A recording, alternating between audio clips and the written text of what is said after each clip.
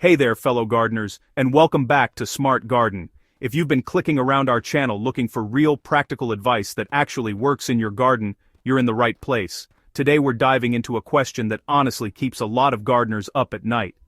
Are those DIY soil test kits sitting on the hardware store shelf actually worth your hard-earned money, or are they just another gardening gimmick designed to empty your wallet?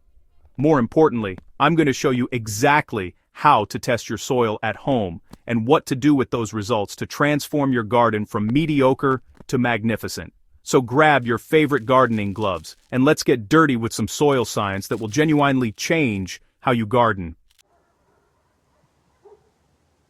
Let's cut through the marketing noise and talk honestly about what these kits can and cannot do for your garden. The truth lies somewhere between the extremes, and understanding this will save you both money and frustration. When it comes to measuring soil pH, most affordable, home test kits actually perform remarkably well. Those color-matching liquid tests or simple pH strips can give you reliable readings that fall within an acceptable margin of error for home gardening purposes. This matters tremendously because pH is essentially the gatekeeper of your soil's nutrient availability. Even if your soil is loaded with nitrogen, phosphorus, and potassium, your plants cannot access these nutrients if the pH is working against them. Think of pH as the bouncer at an exclusive club. If the conditions aren't right, those nutrients aren't getting in, no matter how many are waiting at the door. However, here's where we need to pump the brakes on enthusiasm.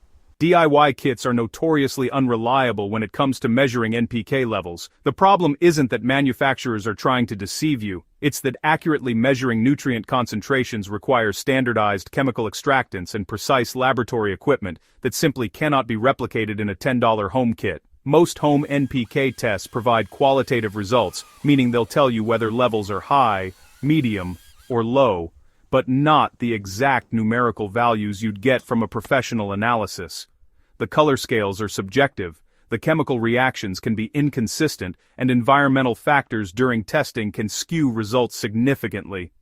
For the average home gardener growing tomatoes and zinnias, this general information might be sufficient to make basic amendment decisions. However, if you're struggling with persistent plant health issues or managing a larger productive garden, investing in a professional lab test through your local agricultural extension service will provide the precise, actionable data you need along with tailored recommendations for your specific soil type and growing goals. Beyond store-bought kits, your kitchen holds secret weapons for understanding your soil. The vinegar and baking soda test is beautifully simple and costs virtually nothing. Place a tablespoon of dry soil in one container and add white vinegar. If you see fizzing, congratulations. Your soil is alkaline, as the acid is reacting with carbonates in the soil. In a second container, add a tablespoon of soil, moisten it with distilled water until it's muddy, then sprinkle baking soda on top. Fizzing here indicates acidic soil reacting with the alkaline baking soda. If neither container fizzes, you're likely in that Goldilocks zone of neutral pH. This test won't give you a precise number, but it provides immediate directional information at absolutely no cost. The jar test is another revelation that transforms how you understand your garden's foundation. Fill a straight-sided mason jar about 1/3 full with soil from your garden, removing any rocks or large organic debris. Fill the jar nearly to the top with water, screw on the lid, and shake it vigorously for several minutes until everything is completely suspended. Then set it somewhere undisturbed for 24 hours. What happens next is pure soil magic. The heaviest particles, sand, settle to the bottom first within minutes. Above that, silt particles settle over a few hours, creating a middle layer. Finally, the finest clay particles settle on top, though they may take days to fully precipitate. The organic matter floats. By measuring the thickness of each layer, you can determine your soil's texture, which profoundly affects drainage, aeration, and how well your soil holds onto nutrients. Sandy soils drain quickly but struggle to retain nutrients. Clay soils hold nutrients well, but can become waterlogged and suffocate plant roots. Understanding this texture allows you to make informed decisions about amendments that actually address your garden's specific structural needs.